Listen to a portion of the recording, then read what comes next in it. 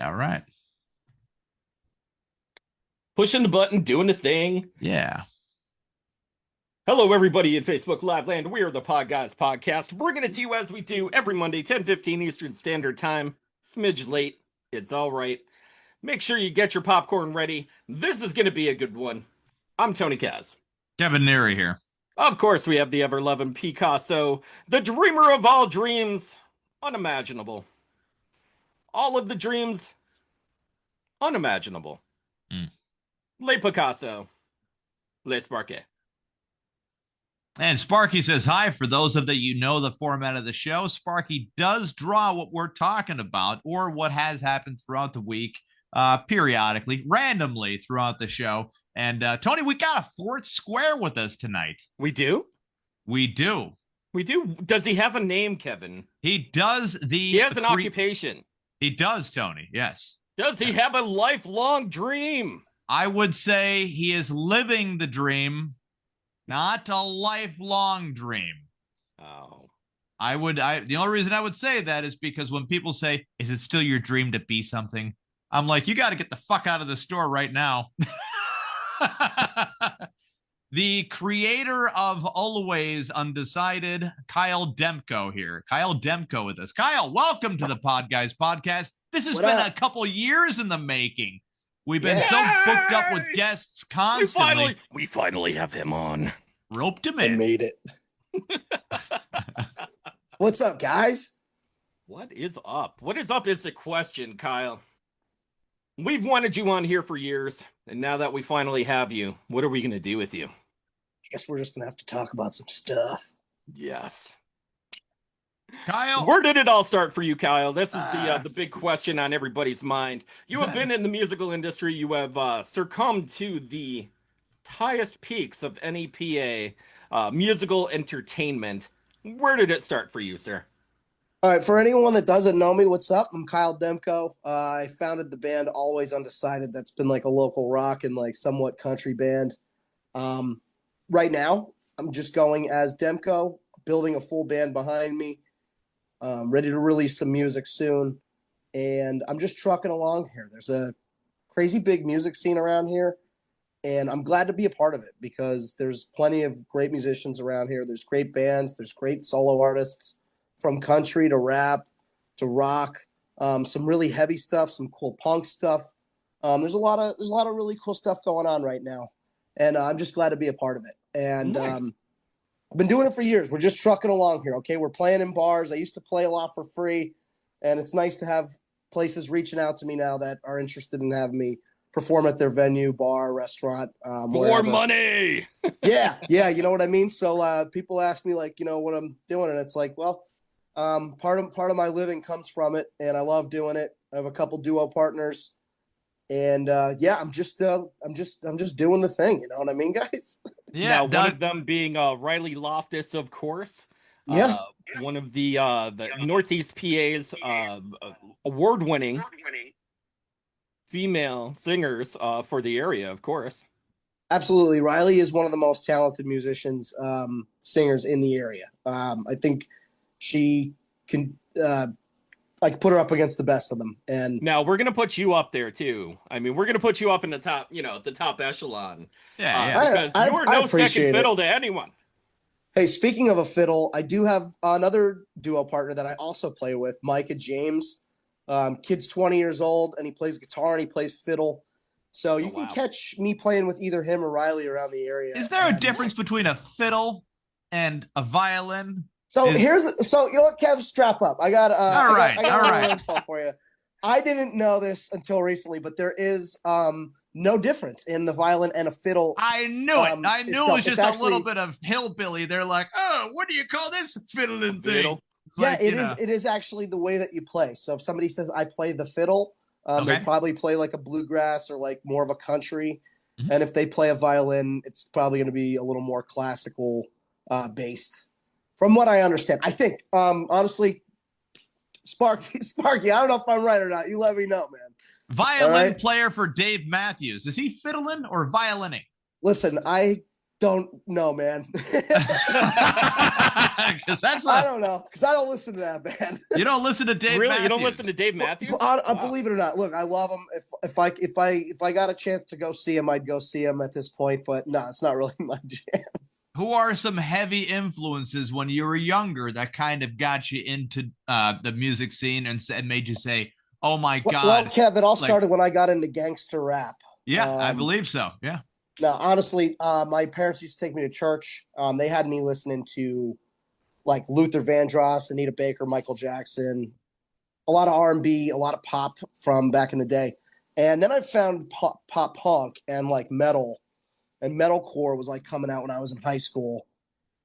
So I got really into a lot of that. I loved Breaking Benjamin. They were from the area. They were a huge influence. Yeah, I turned 18. I went down and I got a big ass tattoo on my chest of Breaking Benjamin's symbol. I loved them. I thought they were great, and it was easy to look up to them being from here. So, you know, any of that kind of music. I loved a lot of that kind of stuff, like Disturbed, Seether, Evanescence had a huge influence on me. I took a lot of the guitar playing, like the style. And then I got into like the metalcore stuff.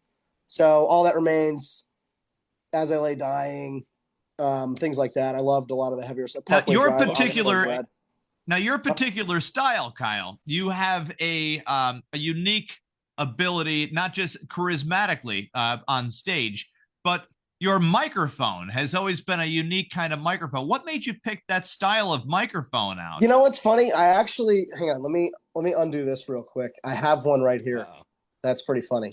This is an in-depth look at the. Listen, no, I've this always is an old one. This is kind of what makes Kyle stand out compared to any other musician, is just personality and microphone ability right there, just style of microphone. And it seems like you picked it for a reason, though. Anybody that knows anything about microphones knows that these are a huge pain in the ass. Okay, so I do have. Yeah. I'm a big fan of the Shure. My other one is I have the newer Shure 55. This is like an old model. I bought it at Music Ground years ago when I first started doing music, and I kept it. This doesn't work anymore. Okay. But I think they're so cool. I just think they look cool. They're kind of a pain in the ass. I'll give it that. If you could dial it in, it sounds great. It's not like it's a cheap microphone, but I do love it. I love the style. I think it separates me a little bit. You know, it just looks cool. It does. I don't see anybody else with that going on at all. And I can only think of a couple people that use it, honestly. So yeah, I don't think there's like too many people using them. They are a pain in the butt for sure. Yeah, you know what's a bigger pain in the butt? Wireless mics. You never know when they're just suddenly going to go on strike. They sound great. You know, it's fine. You know, they sound amazing until you're midway through and you're like, what's wrong with this thing? The only time I've ever gotten to use wireless mics was like when I would play like full band stuff. Mm-hmm. I didn't ever really get too many chances to use one. And I love that. But I honestly, so if anyone doesn't know, I don't know if you guys know, but like for a long time I played acoustic or like duo stuff, and it was always aimed at a goal to have a full band behind me. And I didn't ever really care to be in a band that did covers. That isn't really my jam. Yeah. I like the idea of doing some covers, but I really would want to focus on original stuff. I do play out, so if anyone's ever seen, I play like around bars and restaurants, like I said, and I do like the solo and the duo thing, and it's a lot of covers, a lot of country stuff, a lot of rock, pop, like the 90s. And I like it, but I just like my own stuff, and it's been meant to have a full band behind me. What was your first venue ever? Like first venue, feeling getting on stage first time. What was that like for you? Like playing guitar and singing. Sure. Yeah, absolutely. I think the first time I ever played guitar and sang was at like an open mic at the Ice House, and I only played two songs. It's a long time ago. It was long. It had to be in 2010 maybe. Maybe like I was probably just out of high school. I don't even think I was 21 yet. I would say that the first time I played with the full band was at Carl Hall when AJ Jump owned that in Wilkes-Barre. It was a long time ago, yeah. Yeah, that was a while ago. I got to play with Anthony Picataggio on guitar, and then I had Scott and Aaron Wood, the Wood brothers.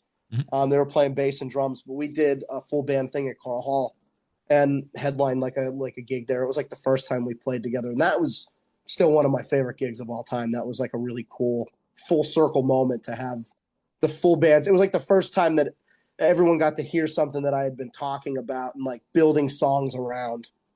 So Yeah, because in this particular area that we're in, you got a lot of people talking about doing something, and then they're drinking a beer and they're talking, and by the time you know it, that's 5 years worth of talking and drinking beers And not doing shit. Not doing nothing about it. But for Yeah. yourself, as a fellow entertainer in the area, watching yourself and you seeing me even cross paths and seeing each other working our asses off, and then still, bam, checking you out on Facebook, seeing me on Facebook. We're still, hey, our first 8 hours are done with. Now to continue on and do another 8 hours with something you're passionate about.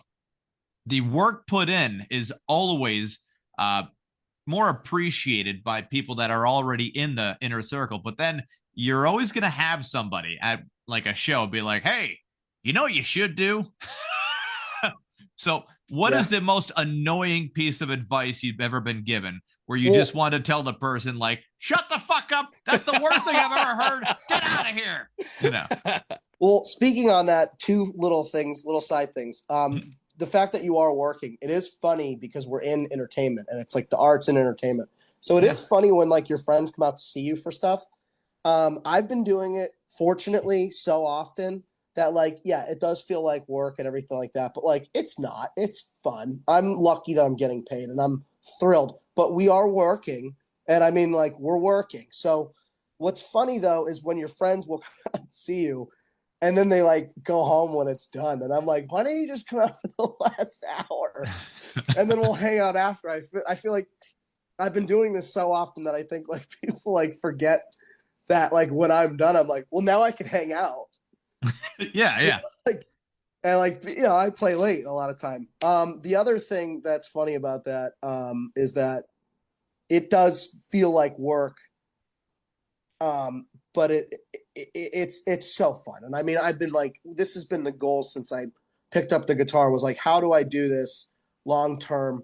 I'm not very good at it. How do I scheme my way? Stop. No, listen. Hey, honestly, when I say that, I work at a music store. So I work at Music Go Round a few days a week. I love working there. I've learned so much. The difference between before I started and now is tremendous, which how much I've learned about equipment. A lot of people think playing a show for an artist, guitar player, singer, whatever, duo, is that you show up and you plug your stuff into something, you turn it on, and it works. No. And there's just so much that goes into like running sound and knowing your equipment and understanding like just simple things like what high, medium, and low is, like when you're controlling the sound, whether it's your vocals or your guitar or whatever. It's really interesting to see how in depth that gets. That being said, it is funny though when people have input sometimes. They do. Yeah. And sometimes it comes from the weirdest of places where you're like, oh, well, that's not a bad idea right there. And other times, 90% of the time. Dude, I like a couple of months ago, I'm walking in the one bar and a guy looks at me. I got the two guitars with me. I have a guitar on my back. I got a guitar in my hand, something else. And he stops me. It's like super crowded. And he goes, hey, my ex-wife's brother played the guitar. And I went, okay. That's great. If I had wheels, I'd be a bicycle. It's just funny. It's just funny. You should have been like, oh my God, is his name Ray? No. Oh, then fuck off. I don't know. Who cares? Get out of here. Well, okay. So when I started this, I knew nothing. And now fast forward, 10 years, 12, 13 years further. I've been playing guitar for 20, but doing some shows to what I'm doing now. I've learned a lot. So it's funny though when sometimes people chime in, whether it's about like sound or what, because we all do our thing different. Okay, like every one of us has a different set up. Again, it's not, you don't just plug this stuff into equipment and it works. Like, it is totally you controlling it. Some people like when their mic and their face is like right up against each other. Yeah. Some people want it like all the way back here, and it's totally subjective. So it is funny when people chime in, because sometimes I forget that I know a relatively good amount. I don't know a lot. Like, I'm not an expert, but like I at this point like do probably know more than a good amount of people, just from working at the store and like trial and error and a lot of failure. No, I feel like that gives you a lot more opportunity as well. Not to say that you haven't. You know what? I'm not afraid to sound that bad either. Like, it's not that big of a deal to me. I've been doing this long enough where, like, if I sound horrendous, like when I do something like that I'm trying, then it's not good. Like, it's okay. Like, I'm never really in. Yeah, comfortability on stage has to be there 100%, and likability. There are very few people that I've ever heard. That's why when I saw a comment down there, I knew that it was a joke from Podguyz saying, "Oh, this guy played. He's horrible." Everyone knows that would be a joke. He actually popped into the room as well. He popped. Hey, big shout out to Podguyz. Dropped a couple comments on the live station, and he said, "This guy is a big stinker," and he said, "Mud crickets for life." Mud crickets for life. Is that any significance to you there, Kyle?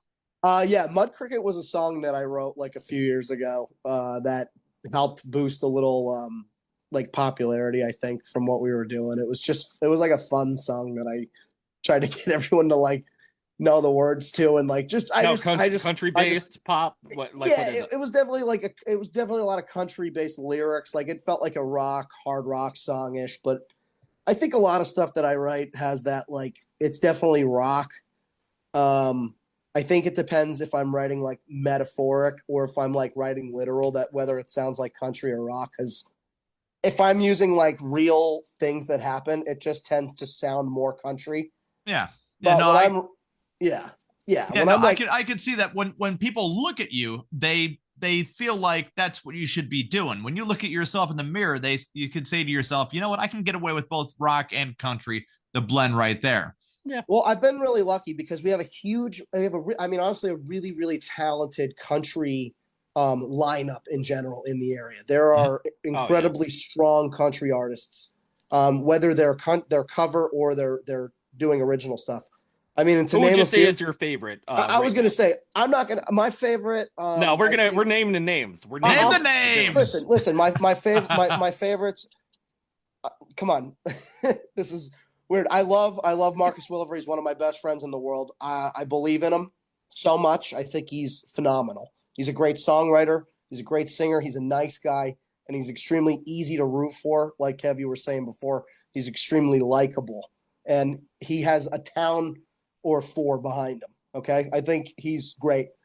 Honorable mentions, though, we got to go Mike Elward, Bobby Scott, Chris Shrive, Shane. We have Luke. We have Gracie. We have Tim Johnson, Whiskey and Woods guys. There's so many great country artists. Amy Lee Hubbard, Joey Lanigan. I could like keep going with all these guys. Do you feel? Lisa Prevost. And now this is just from me. Do you feel like I just honestly, guys, I just named like 10, and I'm not really thinking too far into it. There are so many good musicians. Oh yeah, seriously. Yeah. No, I agree with that. For the viewers, so I'm not for the viewers. You know. Do you feel like country is kind of missed out on this area?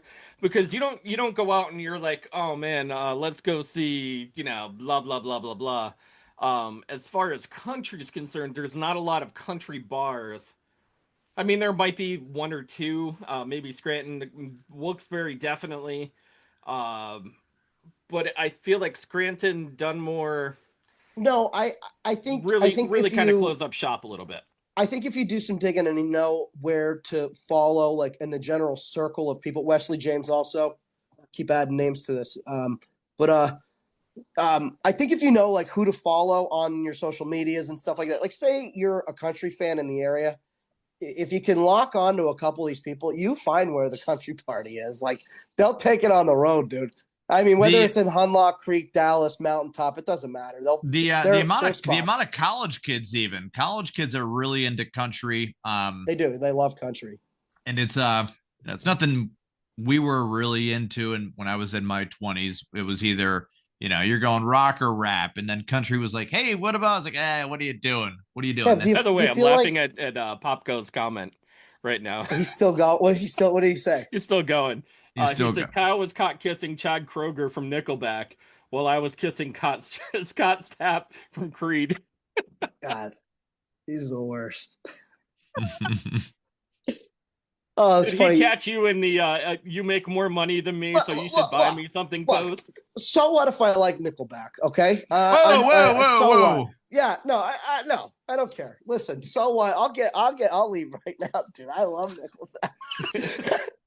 I love Chad Kroeger. Mark it down. I don't care if you take a screen video of this. I love Chad Kroeger. I love Nickelback. All right. There you go, Popko. Suck it. We got some people. We got some people that now you're using like the same tone, like something profound happened here. Like a kid coming out, during Thanksgiving dinner. Like, you will leave Thanksgiving right now. Nickelback, I will not hear this at my table. Like, you're making your father die. Yeah, you feel like country is like the rock stuff from like 10 years ago, like 10, 15 100%. years ago. Well, my particular take on country is I think that it's been watered down so much that I think for sure. the one thing that's really missing from it is a goddamn unique song out there, and I'm sure now the problem with country is that they're so entrenched with what works. Okay. And that's where the money is, with what works. So they're either sucking on the teat of pop country, Taylor Swift type area. So much to the point because they don't want to lose any money. And well, you lose a certain clientele too. You have like the younger people that are trying to come see you. So then you have the rap country as well, where once in a while you'll see a rapper like or a pop artist like Beyonce be country music star of the year. You see how that kind of works. Speaking of rap country, how about Bubba Sparks was supposed to?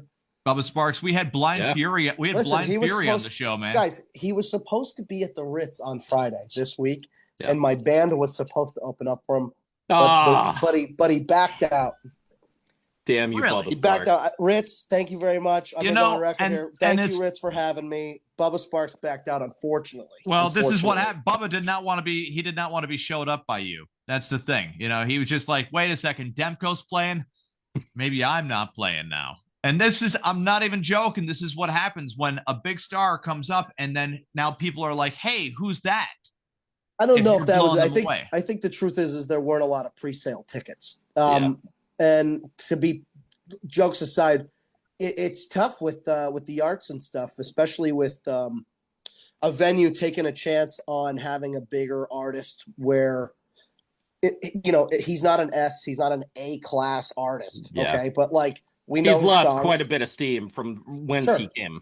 Yeah, honestly, completely. But like the problem is it is across the board from what when you hear something about, the show got canceled last week, and it's a huge bummer because we've been promoting it for months, and it happens. It literally happens. So the thing is, my message is go buy the pre-sale tickets if you guys are going to go to a show. People line up to buy these tickets for the big bands. Sabrina Carpenter selling her tickets in 5 seconds, and you're paying $500 for them. Your friends' bands, they're trying to do it, and you got to buy the pre-sale tickets. Well, you're going to go to the show. You're getting a better quality of show as well. With Sabrina Carpenter, you can hear her anytime pop it on. Whatever. Hey, Kev.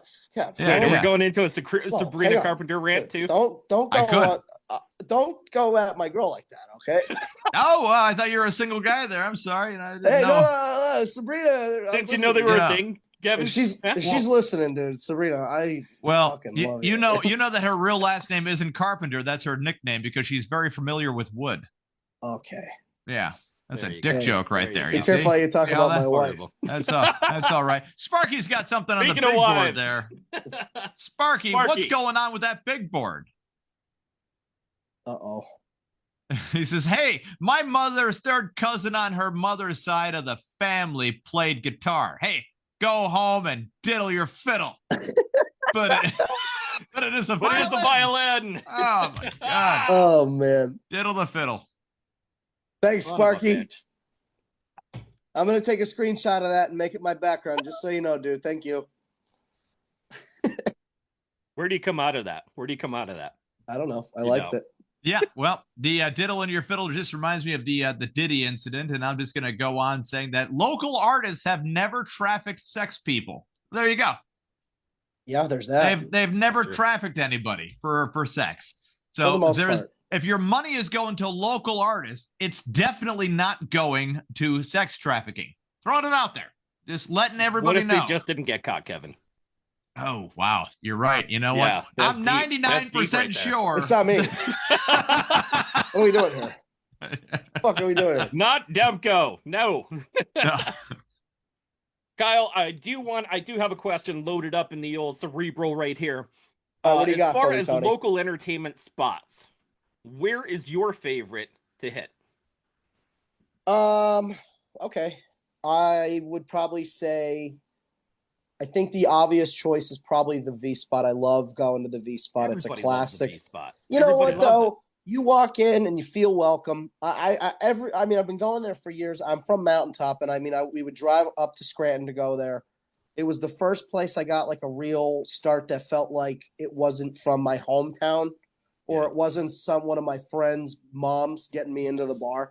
Which it's not like a lot of that went on, but like the V spot felt like it was one of the first cool spots that like rewarded us for doing a good job. By the way, this show brought to you by the V Spot of Scranton, Pennsylvania. Wait, is Go it there for literally? all their musical Yeah, well, needs. they are a sponsor, Kyle. You know, Ah, God, I love the Yeah, V spot Vince so is, much. I he's- love Vinny. We love the V Yeah. Spot too, by the way. Vince is a V good, Spot. very good guy.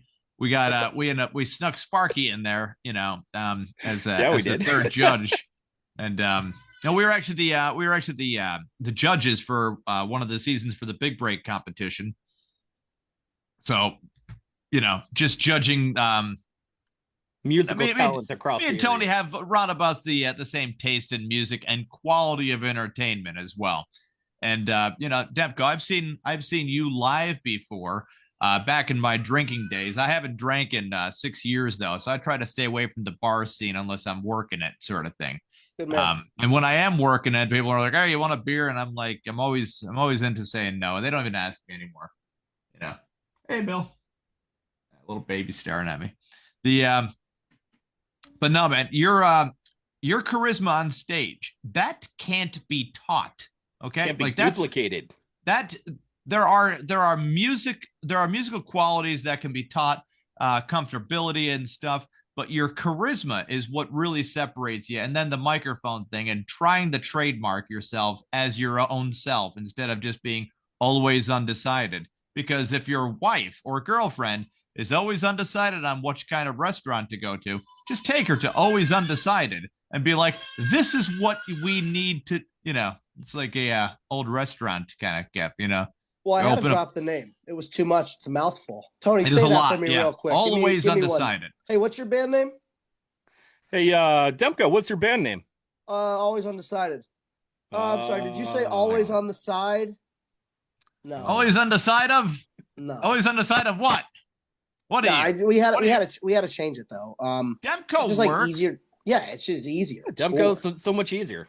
for sure, and it's 5 letters. It's my name. It's like Yeah. And I they're think like, enough- Demko what? that's it. Demko Music. Just Demko. There we go. And No, if you have it's a cool. duo, It's easier. Demko and, you know, You know, I've just been saying the Demko duo because if I booked it and Riley plays it with me, I'll announce that she's playing with me and get some extra draw with that. I mean, otherwise, Micah plays the guitar and the fiddle with me. So, yeah, I mean, I've just been advertising it as the Demko duo for now. But when we have the full band and like the original music comes out and stuff on like the streaming platforms and stuff, it's all going to be listed under. how many Demko. original songs? How many original songs have you written? Total like now? Oh, yeah. Probably like honestly, probably dozens. There's probably 20 that I believe in that I Okay. think are cool. I try to write all the time, but it doesn't always come out. You don't write hits all the time. When I used to write music way back, I would take one and then think to myself, hold on now. this kind of sounds like this one over here, only lyrically completely different, but rhythm wise, like, oh fuck, I did. I mean, it happens to me, but it happens to like real artists too. I mean, if you listen to a Five Finger Death Punch album, it's the same thing over and over again. And you know what? I like it. People like it. It is what it is. But like Morgan Wallen, Luke Combs, they have a lot of songs that are the same 4 chords, and it is what it is. Like, it happens, but no, I don't know. Well, a true artist, you just got to keep writing different stuff. A true artist once said, "We all just want to be big rock stars." Yeah, who said that, Kev? Who knows? These days could have been anybody. Sparky, who said that, man? I want to be a rock superstar. I think, who's that? Puddle of Mud, Tony? Or no?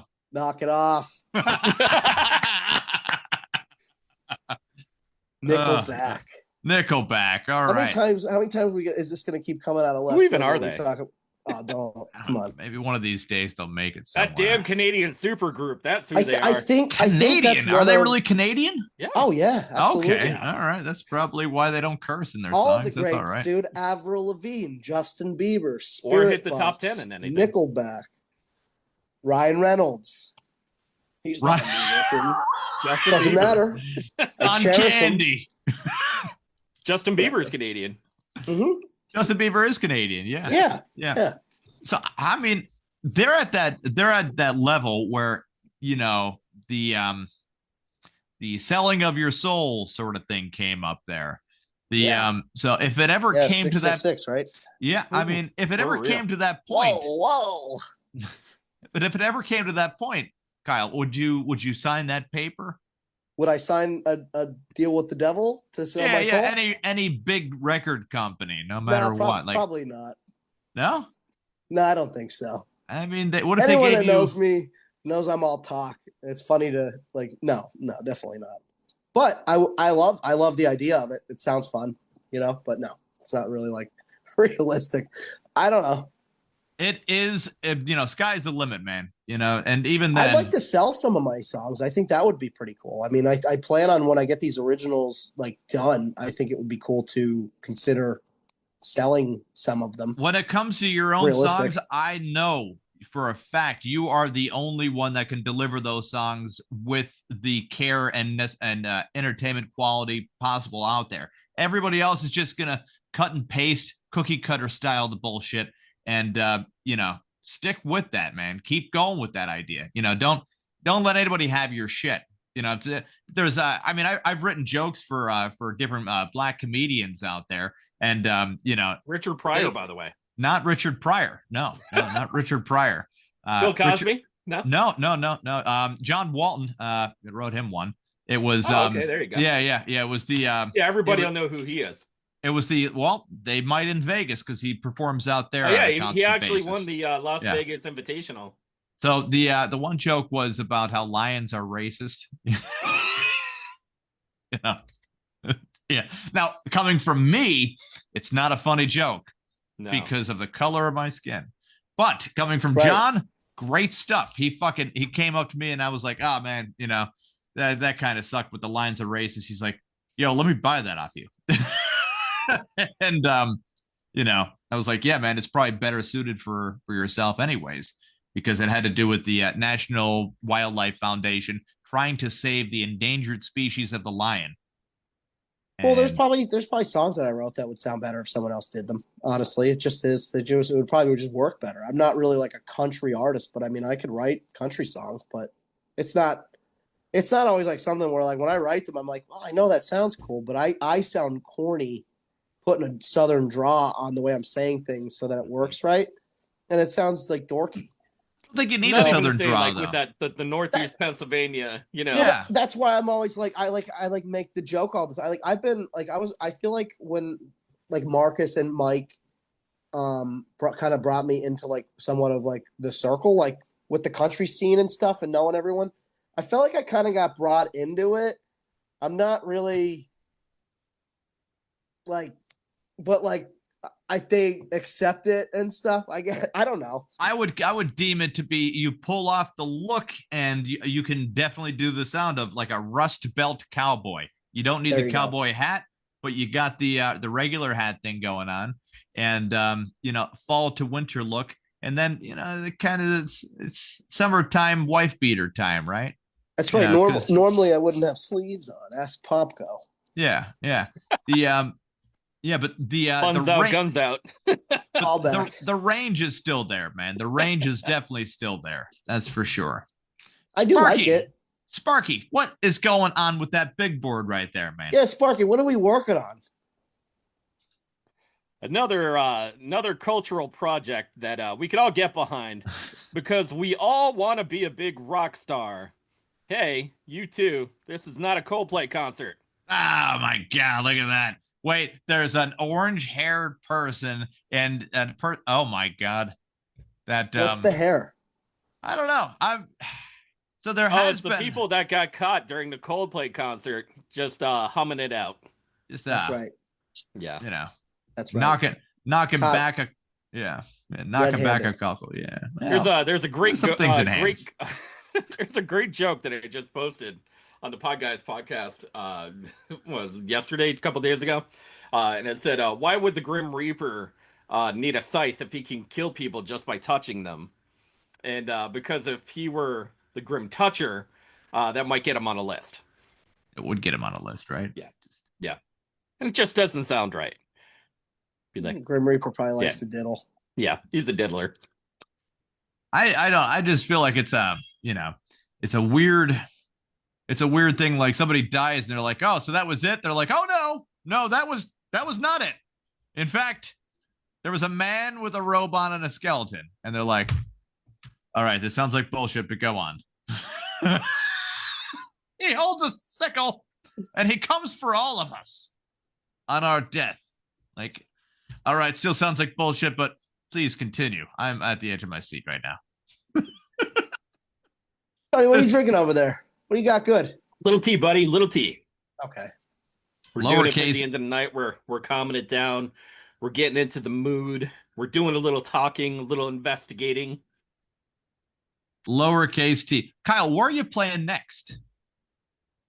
So I was supposed to be at the Ritz on Friday, but what we're gonna do, since it got canceled, we're gonna ball it up and we're gonna get anyone that was gonna come there.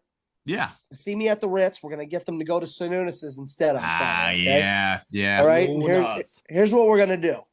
All right. Show up. I'm gonna do an acoustic set. We're gonna play for like maybe an hour. I'm gonna have Micah join me on the fiddle and the guitar, and I'm just gonna do a little toy drive here. Okay, because I do work closely with Joe Rodano for the Valley Santa fundraiser that they do every year. They host a couple different fundraisers. They do the Valley Santa Pub Crawl, which is December 6th this year. It's taking place at the Downpour, Franklin's, Sanunis's, Vesuvio's, and Heat. So you can find the whole group of people floating around all over Wilkes-Barre that night. You dress up in your best Santa gear, come out, spend a little money, donate it to the Valley Santa cause. It goes to local homes and local people. Families. Okay. So if you aren't doing anything Friday, come out. We're going to be at Sanunis's, 7:00, an acoustic set, bunch of original songs, couple covers. Bring a toy out that we could donate. Bring a little money. We'll have some QR codes. We'll have a little box. The toy should be in the package, right? Yeah, please leave the toys in the package and nothing weird, okay, guys? Nothing. Sparky, you hear that? None out of the box. Sparky, you hear me? Nothing weird. Yeah, you wouldn't just like bring markers. some like fucking doll you found in the alleyway, and you're like, it's gonna be a Star Wars fleshlight. Tony, you're a bad man. You guys are bold. The force is not with me. So that's if anyone's not doing anything, come out. We'll make it a good cause. We're turning a negative into a positive here. No big deal. Of course. Just got to keep it rolling. Little bump in the road, man. Bumps in the road. Yeah, so actually, speaking on that though, Valley Santa goes on December 6th. Like I said, it goes on at all the different bars. We have live music playing there. We have Frank Marcinkowski kicking it off at Downpour at 4:00. The party moves over to Franklin's at 5:30, where Luke Stone is going to be performing. You can head on over to Sanunis's then from there, where myself and Micah will be performing. And right after, Frank Marcinkowski from Downpour there, he's going to move his stuff over to Snooze. His full band's going to be playing. And then we have Jerry Mahalik, and then he has a DJ. I have to find out who the DJ is. I'm not sure yet, but they have a DJ, and it's going to be bumping over there. Always a good time. So, yeah. Where's Sununez at? That one's at 7 o'clock. No. Where is it? Where is Sununez? Oh, right in all Wilkes-Barre. These bars, it's a pub crawl. So they're going to actually just be floating around. Like downtown at the square or? Mm-hmm. Yeah. Sununez is near North Washington Street. I don't frequent down in Wilkes-Barre, so I'd trying to find out. I used to live right around the corner from there. It was a really nice bar, college bar for sure. You'll catch college kids or maybe like a professor with depression, right. Down trying there. to hit on some of the students. I don't know. I think it's the other way around, to be honest with you. People don't like to study and they like an A anyways. But Sparky's got something. I'm too busy yelling at them because I work there sometimes. Nice. I work there on Saturday nights and they act like zombies. Mm-hmm. God almighty, man. It's crazy. Sparky's going to hit the whiteboard one more time. Sparky, what do you got, buddy? I am the Grim Reaper. Hey, Mom, Kanye is here disguised again. Well, that's a doubtfire way to get in to see your kids by just dressing up like the Grim Reaper. I'm guessing that might have been his Halloween costume, but his real Halloween costume around that time was him dressing up as a plastic white guy. This did happen. White woman, I'm sorry. Yeah. It really did happen. He dressed up like a plastic white woman and just wanted to see his kids that way. And here is an actual picture of that event right there. That is actually Kanye in there at an airport, because why the fuck not go to an airport just like that? Because he said, and quote, I'm telling you, this is the reason that he did it. Kanye says he dressed up like that so that way he would not be bothered. The fuck you did? What are you, crazy? Dude, you look like the inside, you look like a sex toy came to life, and said, why am I like this now? Like the fairy fucking. Why can't I move my mouth? Like the fairy godmother hit the wrong thing and she's like, oh, I fucked up. Oh my God. It's alive now. There's nothing I can do about it. And now it's taken over Kanye's life. Now it is it's taking over Kanye's life. But yeah, that's a new horror movie. Oh my God, that'd be a great horror movie, by the way. We're copywriting that Podguyz Podcast right now. There it is. Kanye's always on it, dude. He's the inventor of new ways. Now officially, right? He went from black to a shrub. Don't forget the shrub. So first he was black, then he was a shrub. Yeah. So he was some sort of tree-like character. He went from tree-like character to Israelite. From Israelite to Jewish, full Jewish. Yeah. He went from Jewish to KKK. And then he went straight to Nazi from that point. Yeah, then he went straight to Nazi.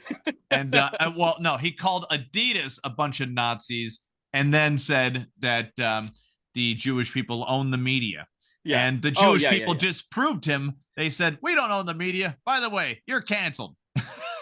He's like, what? Yeah. Fantastic, by the way. Yeah. He's like a caterpillar. He said he was black.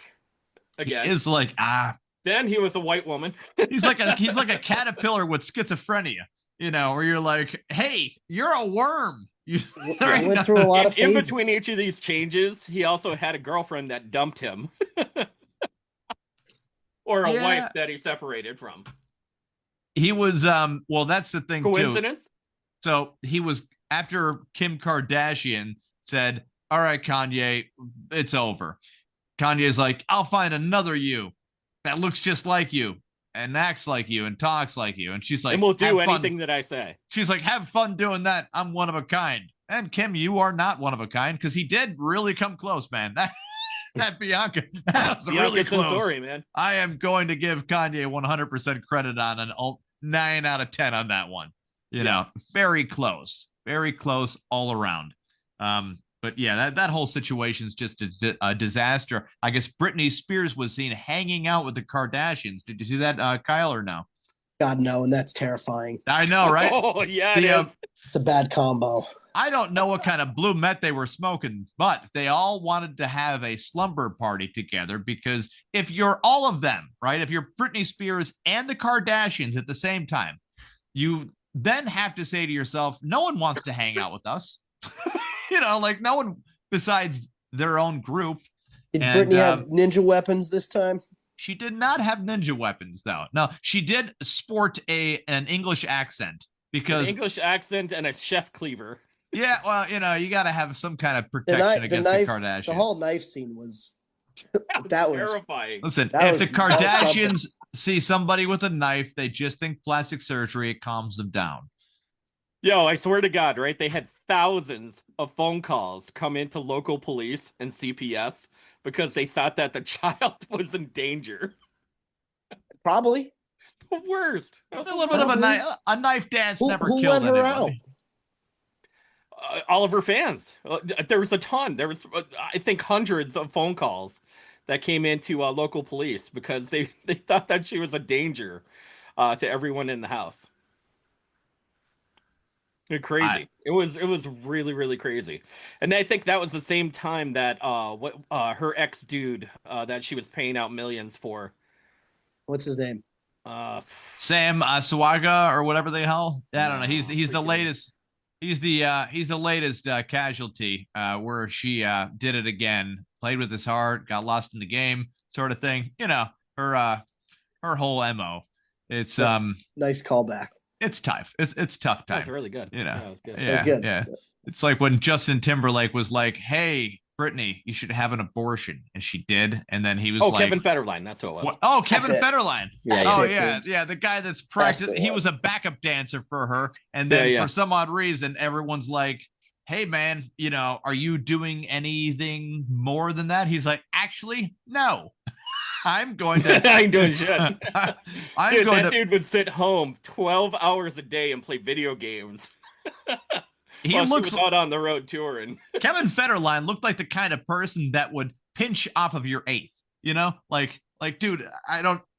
This is only weighing in at 3, and it's supposed to be 3.5, and he's like, oh yeah, I just helped myself, and he's that kind of scumbag. Yeah, that guy was one for you and one for my homies. Yeah, like he is the guy that dumps a little bit out for his dead homies. And by the way, he doesn't have any dead homies. He just says it because he's a fucking poser like that.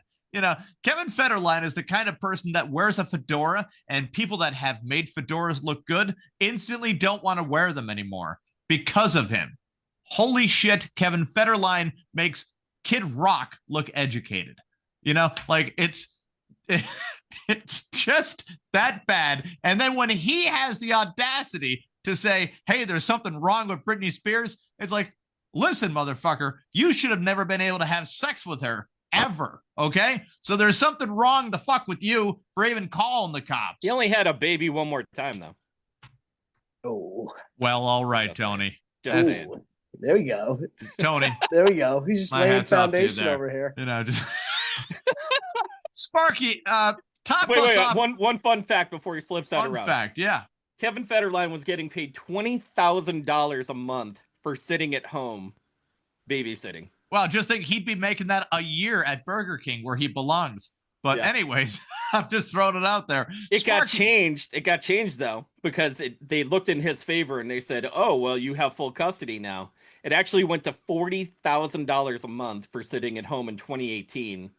After he had requested an increase, and the 2 sons actually lived with him full time, by the way. If that was a woman, she'd be paid $400,000 a month. Just throwing it out there, Yeah. And I'll use some case studies real quick. All of Phil Collins's ex-wives made their millions from him. And I'm thinking to myself, how the fuck did Phil Collins get this kind of money? Like that Tarzan song's still paying off. Cool. All right. Sparky flipped that big board around. He didn't have to go that hard. No, he didn't. What do we got here? Uh-oh. The evolution of Yi. Yep. That's perfect. If you're wondering how it happened, a little something like that. It goes white guy, Bush, Star of David, KKK, black guy. Facebook was so hard on us because Tony posted that Kanye West was dressing up as a shrub, right? And Yeah, Facebook, it's somebody, phenomenal. now Kyle, Phenomenal, somebody by the way. reported it so hard to Facebook that a whole page almost got suspended. And I have my suspicions that it was actually Kanye West reporting it to Facebook, because who the fuck else would report that? It might have been him. Kyle, I can't lie about this story, right? It might have been him. Dude, they had an aerial photographer, right? That was outside of the Kardashians' mansion. And you could see some dude dressed as a bush in front of their mansion get out from the island and start running. It was probably him. Yeah. Yeah. I mean, the potential for it to be him was definitely there. I would say that he reported it to him because of the South Park depicting him so perfectly, where he's screaming that he wasn't a gay fish, and swimming with the fish, and then coming out as a gay fish, of course. If anyone there is familiar with the episode, if they're not, check it out. Kevin, let's get Kyle into some of our funny stories for the week. Oh, man, we got a ton of them. We got like 3 or 4. We got 3 or 4 good ones. Oh, man. All right. You let it rip first. I'll let it rip second. Whatever. All right. I'll start out with Columbus, Ohio. Kyle, in the lovely city of Columbus, there was a woman who was arrested after sleeping with her ex's boss. She stole his employee badge and announced layoffs over the company PA system. Columbus police arrested Tessa Grant, 29 years old, after breaking into her ex-boyfriend's workplace before opening hours. Investigators say Grant has been dating her ex's boss casually for several weeks after the breakup. During that time, she allegedly used the relationship to obtain his security badge, claiming she needed it for closure. Oh, well, That's true. That does sound like a couple Dr. Phil words in there. She's a little finicky. Yeah, true love will make you do crazy stuff, huh, guys? Grant entered the building at 6:40 in the morning. She walked to the front office and used the PA system to announce, attention staff. Due to budget cuts, Andrew has been laid off from his relationship and also his job. Wow. Yeah. She allegedly left a sympathy card on the desk signed HR Heartbreak Resources. Now, this is an unhinged woman, by the way. Very unhinged. I'm gonna blame this on full moon and menstrual cycle. This both of those things combined, and Mercury in retrograde. Retrograde, absolutely. That's what it is. All about the stars. Just blame Saturn's moons is waning moon. It's just a bunch of bullshit that probably would work because she's a woman. She states, Kevin, that someone needed to deliver the news, and it might as well be her. Okay. She was charged with impersonating staff, trespassing, and disruption of business operations. Man, how do you charge for that shit and have a judge care about it? I don't know. Like the judge is like, all right, I just saw my 7th, murderer rapist guy, and you did what now, little lady? And she's like, my boyfriend's a bitch. She's like, get out of here. Just ma'am, you can't get your shit together. I got one right here, Tony. This is one of my favorite stories of the week. I have to throw it out there. Naked man hid in porta potty after trying to hit construction worker with stolen car. This is from the wonderful state of Florida. A man allegedly stole a construction worker's car, attempted to run him over with it, and hid from police in a porta potty. Go Florida, man! Without clothes on. He hid from police in a porta potty without clothes on. Officers responded to a report of a stolen vehicle at a construction site at 4:16 p.m. This is still daylight, people. Okay. October 27th, according to an arrest affidavit obtained by Law and Crime. Upon arrival, a construction worker told police that a man wearing only sweatpants, identified as 43-year-old Joshua Molnix by police, came onto the private property from one of the nearby beaches The worker said he told Molnix to leave, as you do when you want somebody to leave.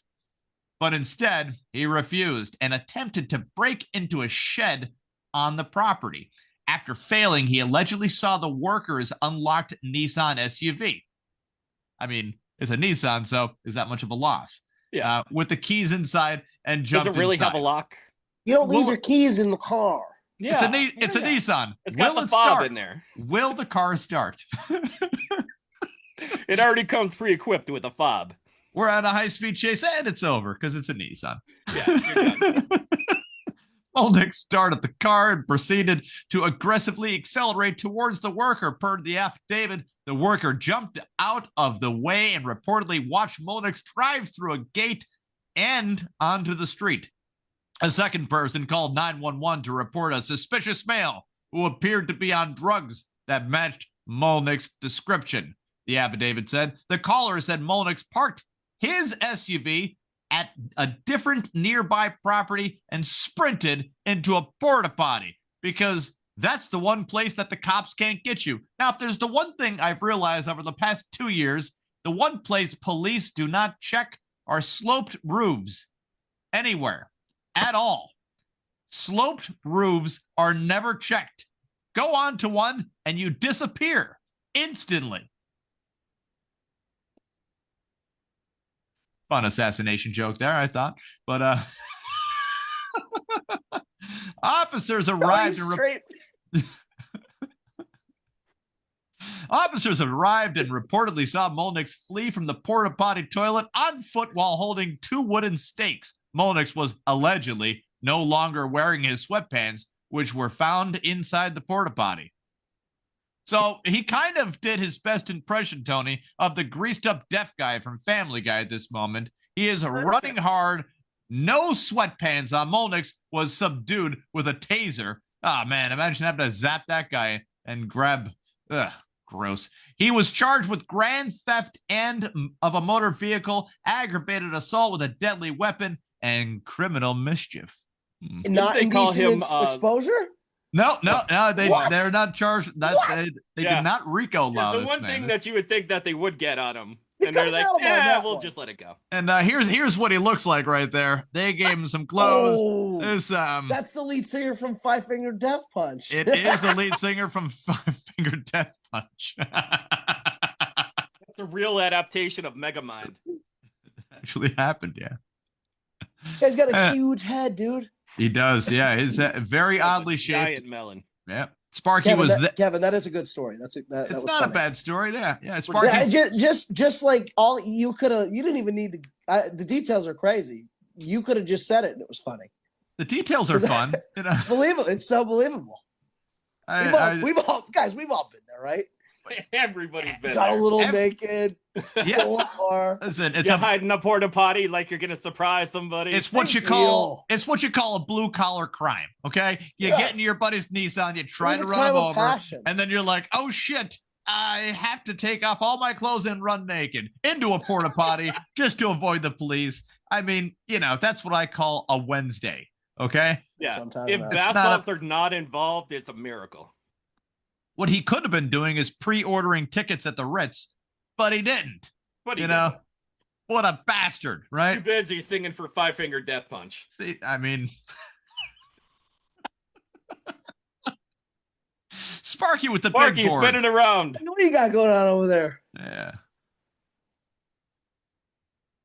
Hey, you, this is the police. Get out here. I can get away if the TARDIS will start. There's a Doctor Who reference in there somewhere. I wish Very I good, wish I Sparky, watched very it. good. I'm gonna go with a story from Down Under. Oh. If you thought that the snakes, spiders, lizards, and other bric-a-brac that you may find in Australia is somewhat terrifying at sometimes, because they do have 12, that's right, 12 of the most venomous species in Australia, by the way. You're right there, and Australia has not just a snake problem, but the Everglades and I'm sorry, in Florida, they have a little bit of a snake problem, and their solution was more snakes. More and snakes. It worked. And to it kill worked. the snakes. It sounded like a shitty movie for a little bit, where they're like, "You mean you're gonna bring in more snakes to kill these snakes?" Oh yeah. You guys, phenomenal. How do you know that they? I've watched that movie 100 times. How do you know that these? How do you know that these snakes aren't going to work together with these snakes to be even more snake? Yeah, and it's the sequel to Snakes on a Plane. It's more snakes on snakes. It was crazy to watch politicians just get frustrated with the reporters' questions and be like, "Listen, fucking idiots, we're doing this because it's going to work." And it actually did eventually work. But Australia does have a lot going on, not just with snakes, but snakes at that area, Tony. They can eat fucking rabbits all day because they have a rabbit problem there in Australia as well. They do.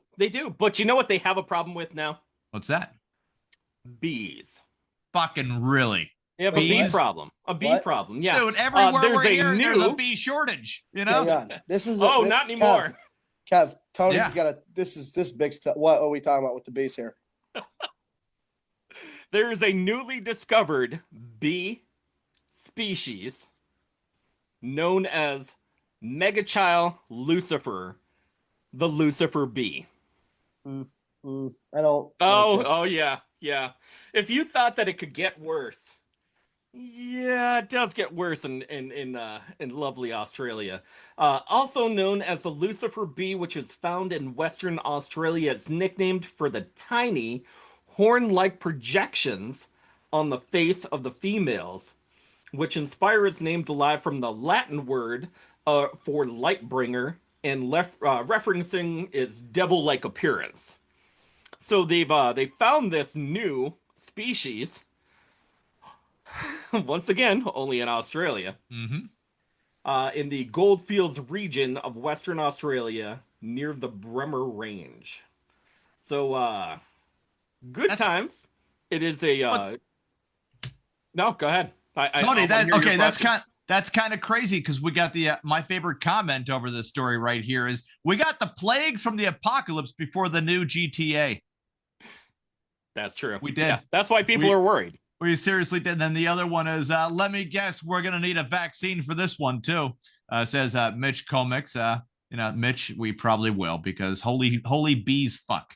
Yeah, devil bees. Thank you. Yeah. Thank you, devil bees. Yep.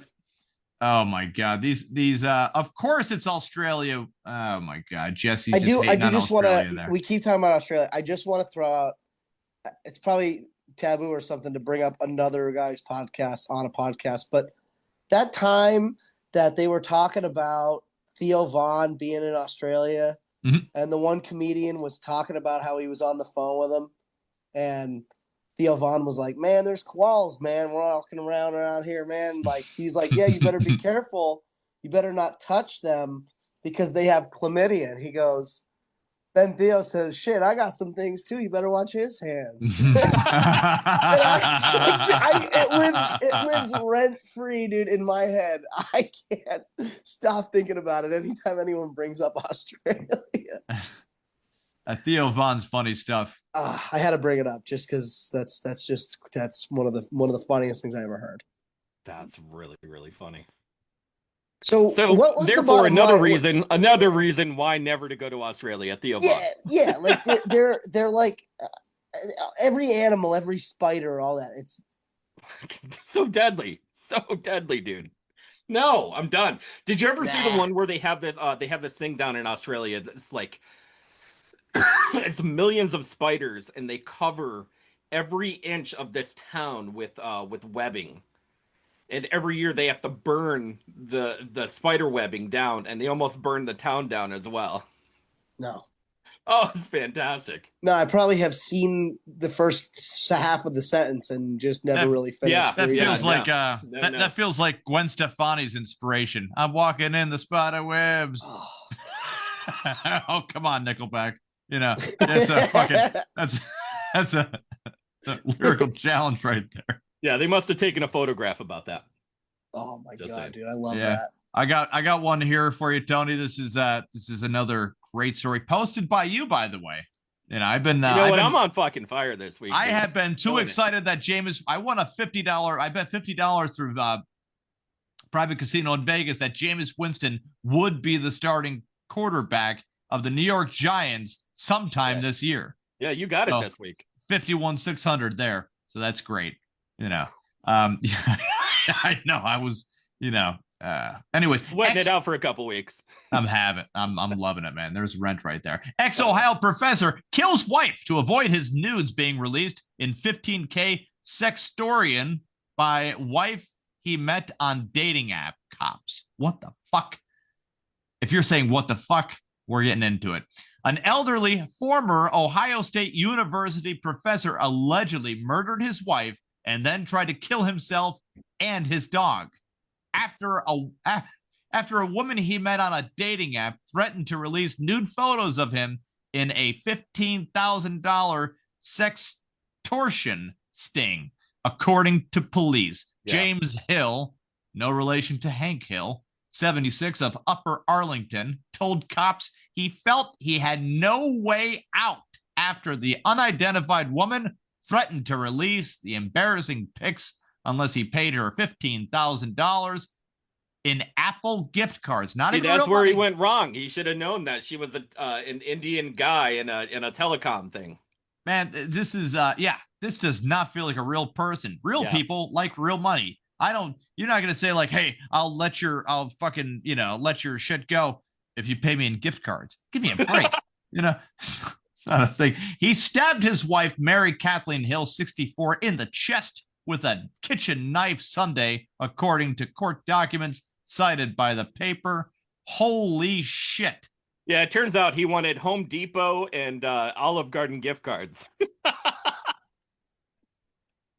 No other way out. Kyle, your thoughts?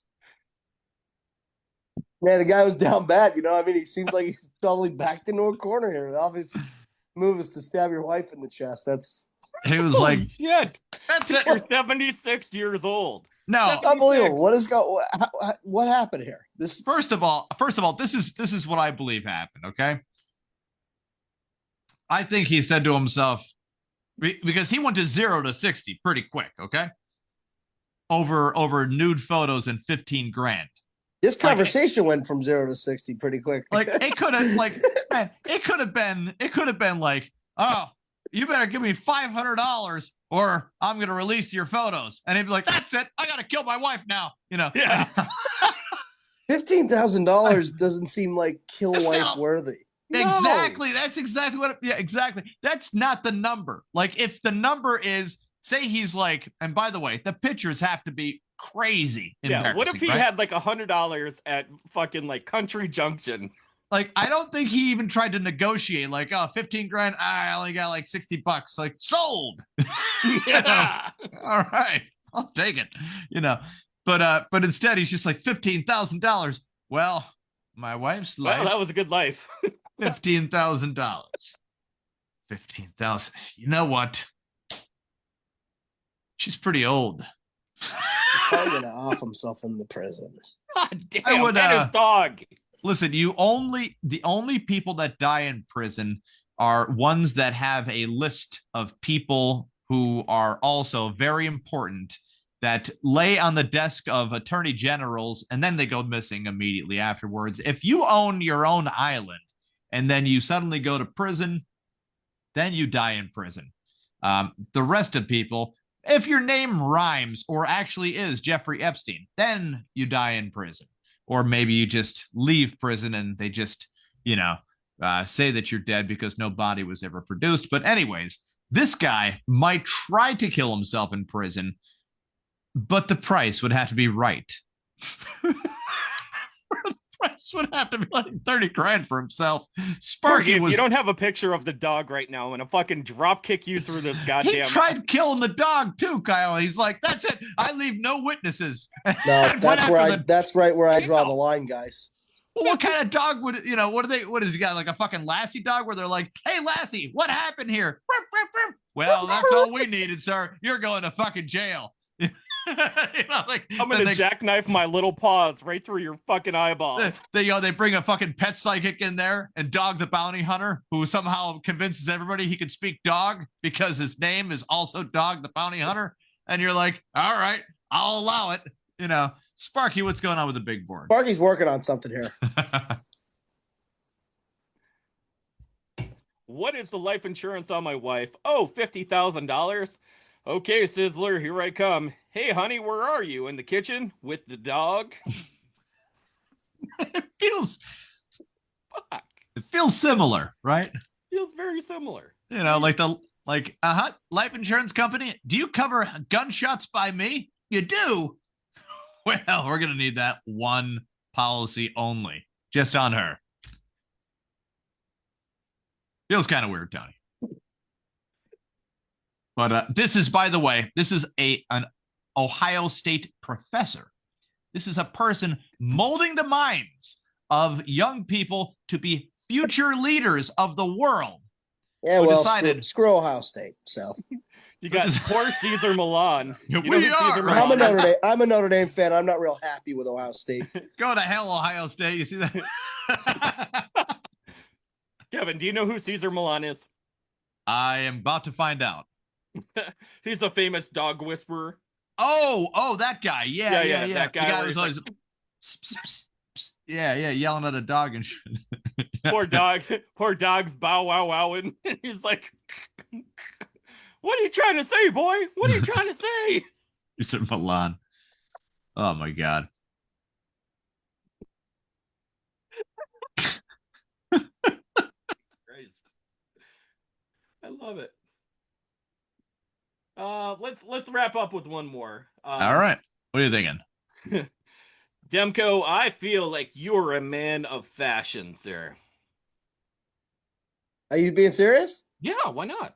Oh, dude. Hey, thanks. Maybe not. Yeah, Not so much. I mean, you got the I was. Listen, Sheen's been getting some of my money recently. That's right? okay. That's okay. That's all I'm saying. Sheen for men. You know what? It's a great place. They've also have I love it. Oh my God, Stitch something. Kind of like Sheen for men, but anywho. Apple unveiled its newest product this week, Mr. Demko. Mm-hmm. And you may say to yourself, what would be the ultimate accessory for me if I were built for fashion? And if you said the iPhone Pocket, sir, you would be correct. What is the question, Mr. Demko? What is it, dude? The iPhone Pocket. What's the iPhone Pocket, Tony? So the iPhone Pocket, it kind of resembles a poorly made purse. Horribly crocheted. Imagine a purse, but where the purse parts are supposed to go. Also imagine a shitty made tube sock. Shitty made tube sock for your phone. Kind of like this. In a satchel form. See that idea? What's that supposed to do? So this is the big problem. These are signs of Apple going out of fucking business because they were trying to get their best ideas from Steve Jobs off of the Ouija board there, That's right. And who they should be talking to is Wozniak, who actually did all the work. Yes. But you don't want to talk to that guy because he has a fear of public speaking on stages. So let's get the next best thing. Let's get Steve Jobs up there. And he did his thing with the iPhone. Took BlackBerry out of business. Sound familiar, right? Where BlackBerry does a lot of the footwork. And then Steve Jobs is like, what if the whole thing was just a touch screen? They built the foundation. How about we just take BlackBerry, improve it, call it our own, and they could fuck off. And they can't sue us because they're a Canadian company. And their patent doesn't cross streams with just it being a touchscreen sort of thing. See, Steve Jobs. Real quick, you know what else is from Canada? Who's that? Nickelback. Nickelback, yes. Also, Alan Dion, by the way. Also, Alan Thicke. And Alan Thicke. And John Candy. John Candy. I think, don't you guys call that a callback, right? It is a callback. Yeah, it's a callback, sure. Yeah. Stupid. Yeah. Stupid. Yeah.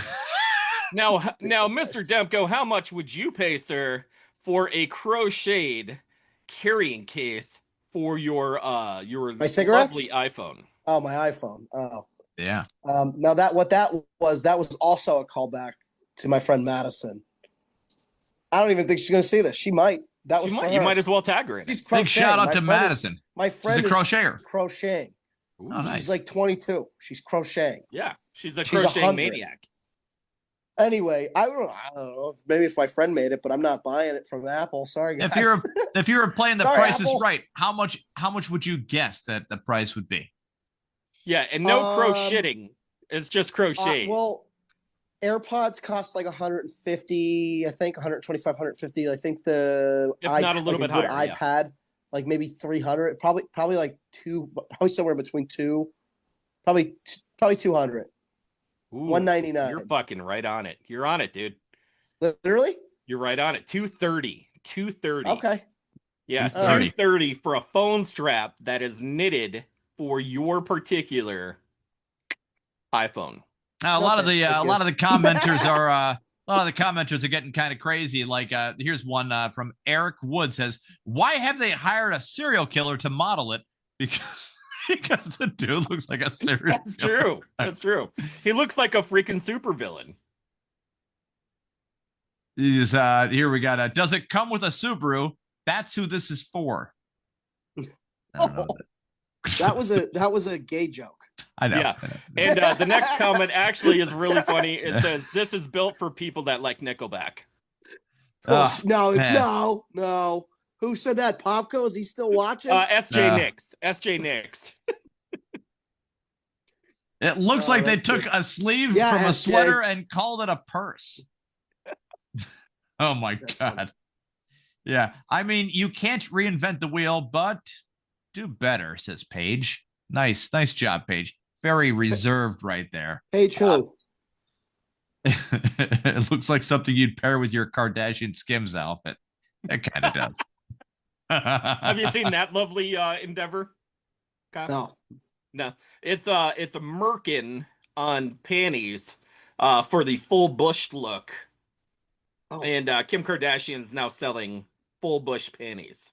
Okay. Yep. Yeah. Yeah. Well, you know. Yeah, you need a little coverage for the winter. You get everyone likes their different different. Everyone likes different flavors. That's true. Sparky, flip that board around. Let's finish this show on a funny note. Now all we need is a hat and some fancy clothes from a dig site. I call it the Indiana Jones look. Oh, all right, there we go. That'd be perfect for a whip or a flashlight. Looks very yeah, that whole getup made by Apple is $4,000. You know, the hat has a holder for your phone, and you know, the whip is just it turns into a charging port. And see how they've never invented anything actually new for the longest time. Apple has continuously just made junk. The iPad sounds like it's a new invention, but wait, just look at your fucking phone and expand it. And that's what it is. It's a bigger version of what the fuck they were already selling with your phone. So it wasn't anything new. It was just larger than what before. And wait a second, they had those computers out there that was just basically a ripoff of Windows, but kind of different. Garage Studio. Remember fucking Garage Studio where they're like, oh, you know, back in the day, technology changed so much, but back in the day, that was the thing to use to record music for. So because they had so many. You talking about GarageBand? GarageBand, yes, sir. Yeah. And then that got that technology was so washed in about a year and a half that people wonder why the fuck it still comes on iPhones. It got like passed by real fast for sure. Real quick, yeah.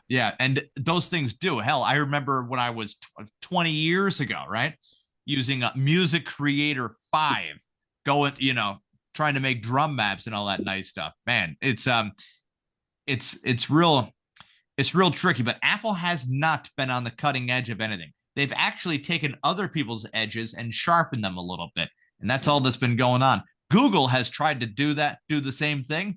The problem with Google is that Apple has already made the contracts and connections and familiarity with consumers that Google even if they make a better product for a phone, they can't even break through because all the certificates are in fucking Apple's names. So it's a big fuck you to Google and anybody else that's trying to break through. Just throwing it out there.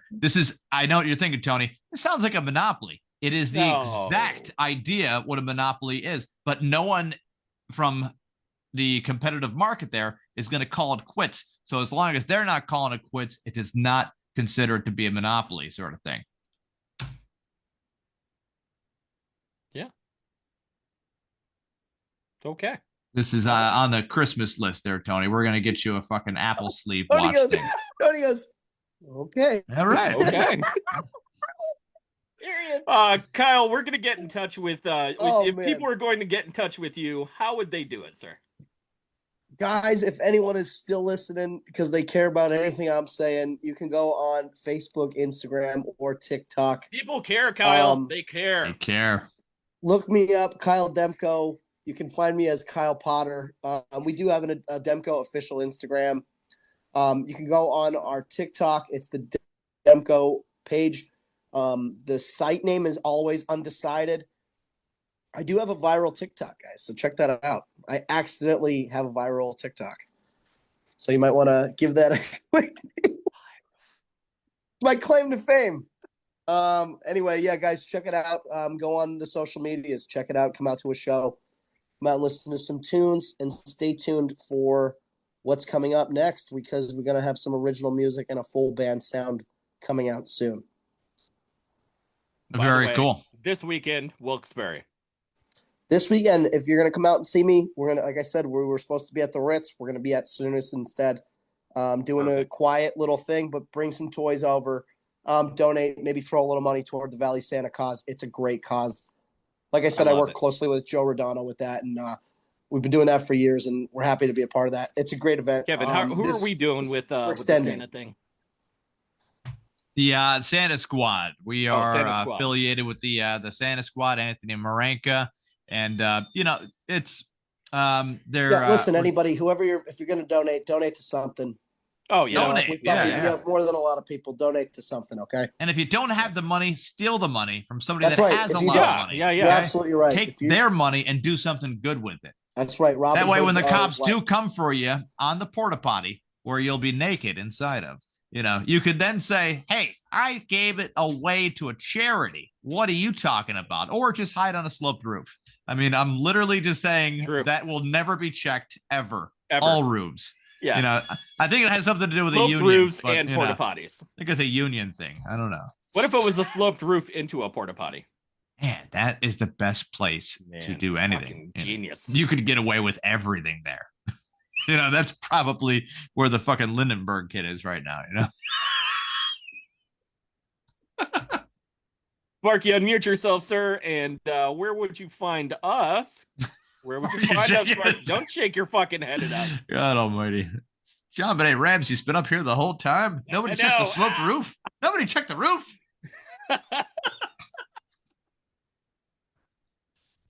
Oh, God. Sparky, where would you find us? You can find us on every single major streaming platform, including iHeart, Spotify, Spreaker, Deezer, CastBox, Pocket Cast, GeoReo, YouTube, Facebook Live video. Soon we're going to be on the Roku channel. Roku channel coming. Still working it. All right. Guys, we're the Podguyz Podcast. Every Monday, 10:15 Eastern Standard Time. I'm Tony Kaz. Kevin Neary here. Big shout out to the late Picasso. Wait, Sparky. Yeah. Kyle Demko, thank you very much for coming on the show. Guys, thanks so much for having me and picking my brain a little bit and giving me a little chance to talk about some of the cool stuff coming up and some of the stuff we've done. So we appreciate the highlight and honestly, thank you so much, guys. It's our honor, man. Yep. We love you. I love you guys too. Thank you. Guys, we'll catch you next week. We got some great guests lined up for the next couple weeks. Some amazing stories. Check it out every Monday night. The Podguyz Podcast. We'll catch you next week. Have a great one. Bye.